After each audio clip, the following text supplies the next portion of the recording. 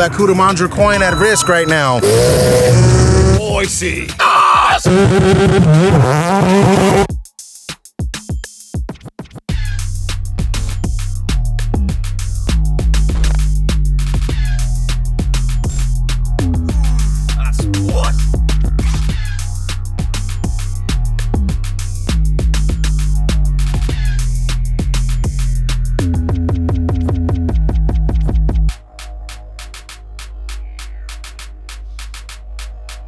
Hello, hello, hello, hello. Sorry to stop what you're watching. I have a Hawk Performance thing to tell you about. Right here we have the Hawk Performance HPS 5.0. Less noise, less dust, and superior stopping power.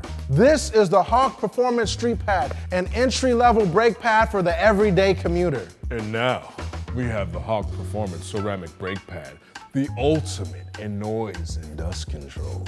Listen, it's an inexpensive way to put good brake pads on your car, less dust and less noise. Superior performance for safer stopping in all daily driving conditions, such as stop and go city driving, mountain driving in case you gotta deliver tofu to the local hotel, highway commutes in and out of sitting stop traffic. Go to hawkperformance.com right now to find more about these brake pads and also purchase some for your vehicle. Have fun, be safe. Welcome back to This Versus That. We're doing a Down Under special, and it's brought to you by our friends at NOS Energy. That's right, we're down under here at Kudamandra Airway with Andrew Hawkins, legendary GDR master, and my boy Vinny here, but also, shouldn't have did that. Apparently this race has only ever happened in Gran Turismo. Gary assures me. Yes. We have a Australian iconic touring car going up against a Japanese touring car. But more importantly, if you were a Nosicorn, what sound would you make?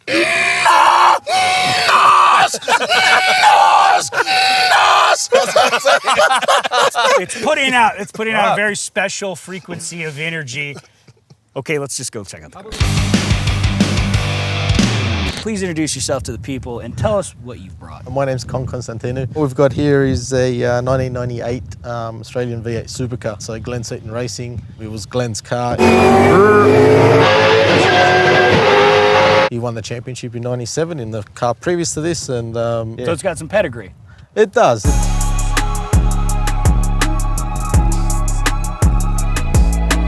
So real quick, so this is not a car that we got in the States. So what is the actual car? So the car itself is an EL Falcon. Basically, you know, the sedan, the Falcon's family sedan that was available back in the day. Can we pop the hood and get into the power plant? Yeah, we can pull it.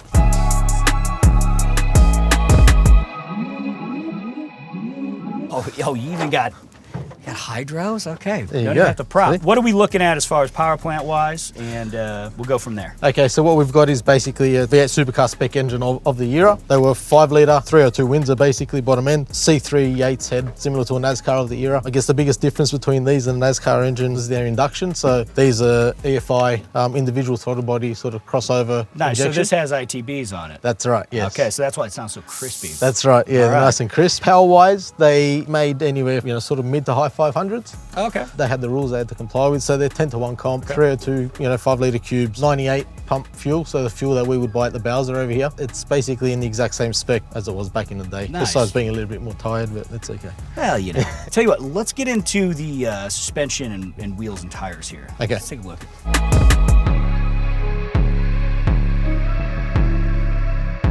All right, first and foremost, 6-center lock and really good fitment here. I mean, we are tucking. What is the wheel and tire package that's on this right now? So they're a 17 by 10-inch rim. Okay. The tire that's on it at the moment is a control Kumo tire. Size-wise, it's the same. So it's a 280, 680, 17s. I do see something here that I'm familiar with for their superchargers, but I see a harrow. You got a harrow caliper, Yes. caliper on the back. That's right. So is this what was running at its time, or is this something newer?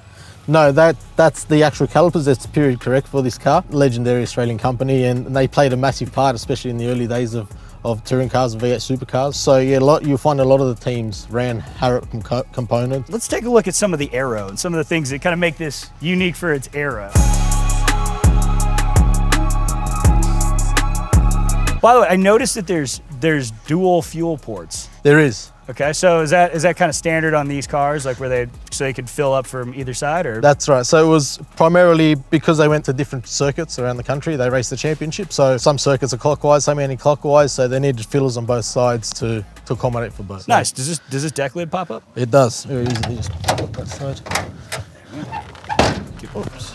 Oh yeah. You got the dry sump back, or the sump tank back here. You got the fuel. What else is back here? Are these like separators or swirl pots? Or They are. Yeah, it's a swirl pot. So obviously the fuel tank with the bladder's in here. So it's got an 80-litre bladder, lift pumps, and then the swirl pot there, and twin 044 pumps feeding the engine. Oh, nice. Simple but effective. Let's jump into the cockpit and see what your office looks like here. Let's go.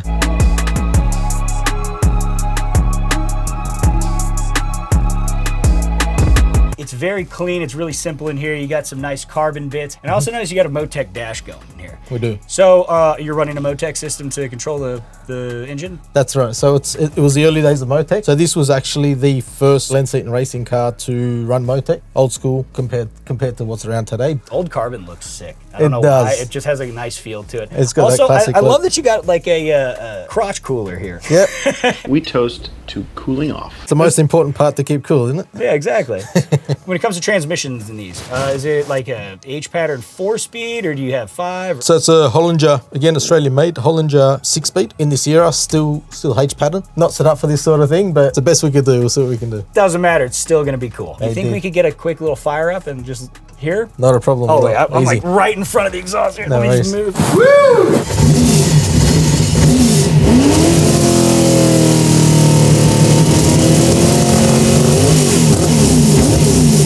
Hell yeah.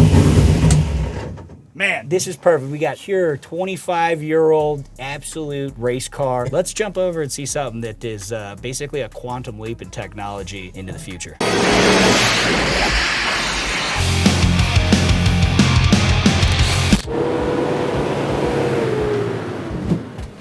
Oh, this thing stops on a dime. You know, you may be familiar with the Kubota brand because of their brilliant orange paint scheme, or you've seen them on every job site, every farm, all throughout America, and clearly Australia here. But we've found that there are some alternative uses for some of this equipment. Not only do you do construction with it, you can also do stuff like this.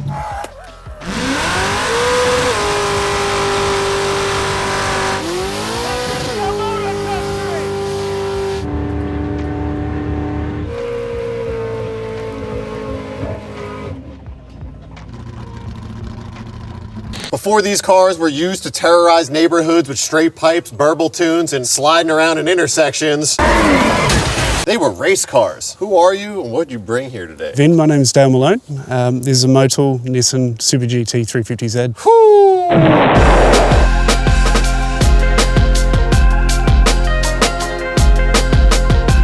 What year was this car raced in? 2003 all the way to 2010. Wow, so this has a lot of track. This is an actual race car from the series, correct? Championship winning car, 2 Suzuka 1000 wins as well. How do you have this? I got lucky. A colleague of mine in Canada had the car for a while after it left Japan, and then he moved on to some other race cars. So I called him up and see what he wanted to do, and we were able to get something done. And 2.5 years ago, it landed in Australia, and it's been in my care ever since. Wow. Okay, well, let's start from the front.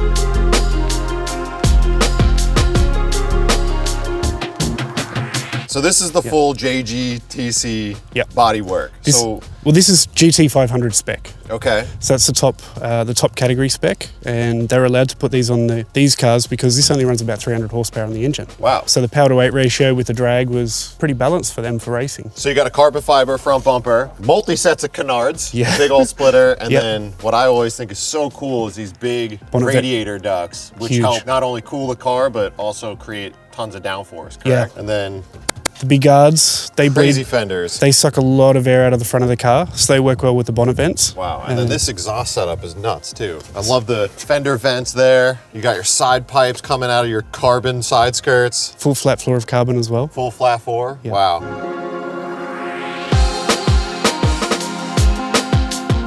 This rear fender is insane. How much wider is this than factory? 110 mil. 110 mil. Yeah. And then all of the diffusers on the back. It's so cool to see how wild this carbon fiber bodywork looks, but it's all very functional and made for a purpose. Like, this isn't a show car. This is a proper race car. It's 2 meters wide, but they took advantage to get as much air as they wanted out of there. And it's all for downforce. I love that you said that it's a championship winning car and it has the dents on the roof from standing on the roof. Correct. After winning. Yep. Which is so cool.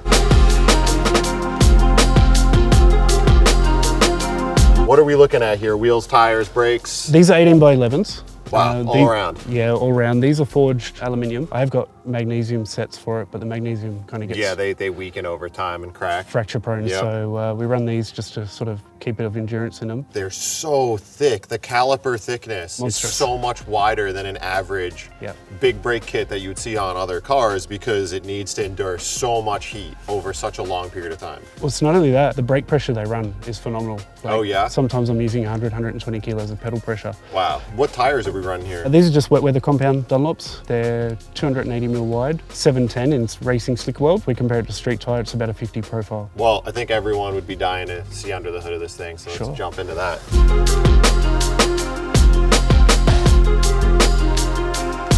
God, we're gonna jump right past the engine and look at these hood hinges. Yeah. With all the weight reduction coming out of it. Every gram possible. The roll cage comes through the firewall to the shock towers. Crazy. I love all the motorsport carbon and the ducting. Pretty much from here forward, it's all custom fabrication. Yep. It's still a factory 350Z road chassis, and they extend the bar work, obviously, for rigidity and racing. What engine is this a VQ? VQ35, yeah. And horsepower and torque ratings for this motor? So restricted, as you can probably see down there. Yeah, let's talk about the restrictor while you talk about that. What are we looking at here? Giant intake plenum to stuff as much air as you can in. 27 mil restrictors down the front.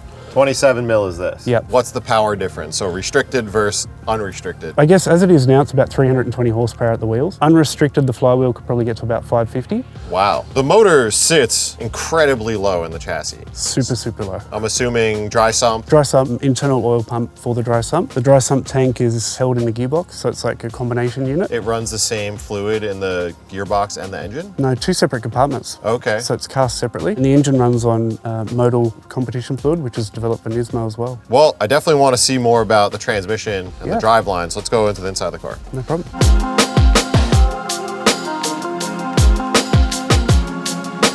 Okay, so that's sick. You rarely see a wheel that flips up rather than just simply disconnects. For racing and endurance racing, it's better to flip the wheel up than detach it, trying to put it back on. Because when you endurance race, you are not the sole driver. No. You have to jump out and do driver switches. Yep. What transmission? So the transmission's a Hewland, sequential 6-speed. Wow. So British made, yeah, especially made for Nismo again. What do you have in the center stack? Is that just like a data display? No, that's the original rear view screen. Wow. Because I don't have a rear view mirror with the rear Oh, hatch. cool. So that is actually your rear camera. That's my rear camera. Nice. And I noticed you don't really have a lot of gauges here. There's no need. Being naturally aspirated, the engine is pretty well self-regulated. What does this weigh?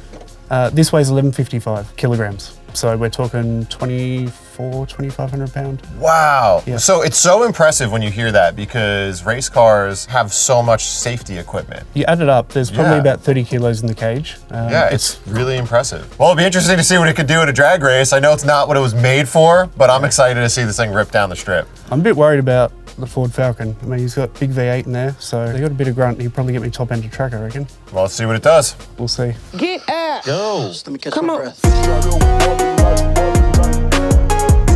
I'm gonna go with the Z just because this thing is so cool.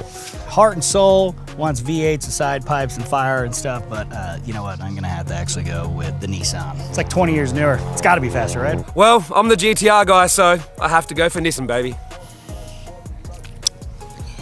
Tastes like Nissan winning. Oh my God, I'm gonna throw up.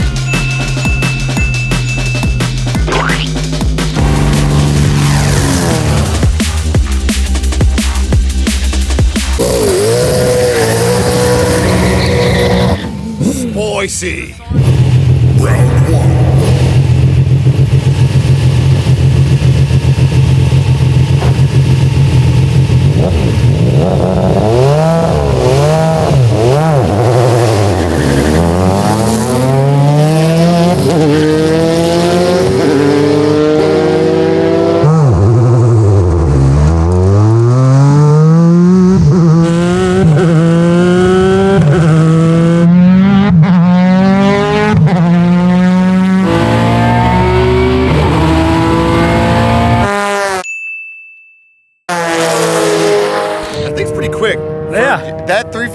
has restrictors on it that cut back like 180 horsepower. That's damn near 350 stock got him Z. by a few, by a Okay. couple. So These seem like they'd be good roll race cars. but the Supercar look like it's coming back. The Z's Yeah. a bit better down low. So yeah, I reckon a roll to 1500. That'd be mint. I like that.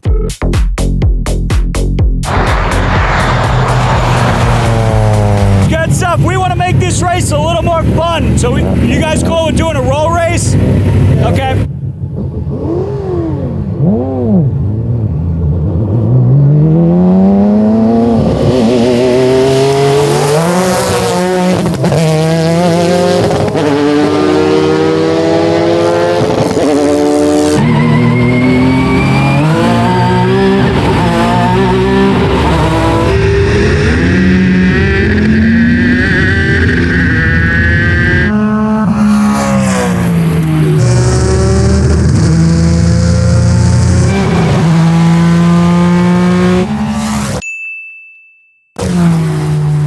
Okay, who won that?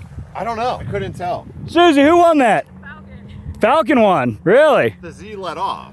You let off, you lose. Yeah, true. All right, well, damn. Shit happens.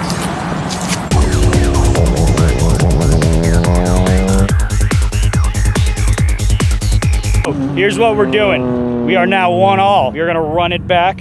Roll race, 1,500 feet. Winner of this one takes it. These guys gotta bring it home. All that Kudamandra coin at risk right now. Who's gonna get it, you think, Coach? I think, honestly, I hate to say this, I think the Nissan stays in it. And it's 20 years of technology, too. Technology! We'll see.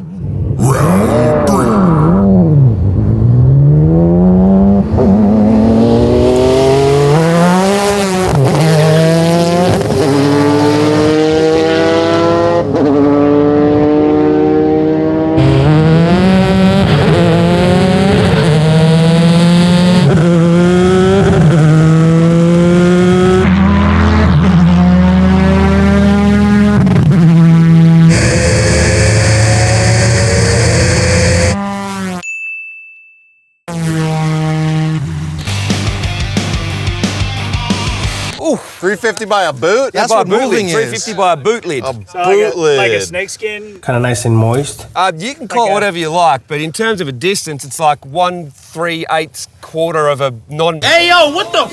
Yeah, so anyway, here's the deal. Call it a half car, because a boot lid, Hang on, American car or Australian car? Stop with these goddamn, whatever. It's a car, it's a car. if we laid Gary down sideways, is it more than one Gary? I must say, even though it Gary. sounds, it's a Japanese racing car, that VQ little, as it passed, it like, Because you want a VQ swap a non-Nissan, I would say if it sounded like that, it'd be okay. But Yeah. yours is gonna be full boy, straight pipe.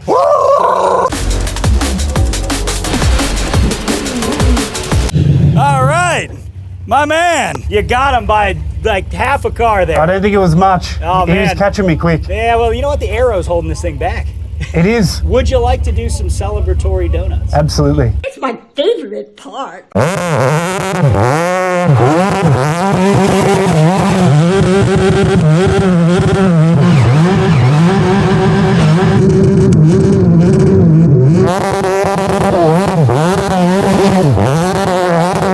Yeah, buddy. Yeah, you just don't see one of these do that ever. All right, thank you for sending it. Give it a taste. Have a little lick. I'm not looking at shit. Australian cars look like something off the Grand Theft Auto. Damn, I think he did that whole run sideways.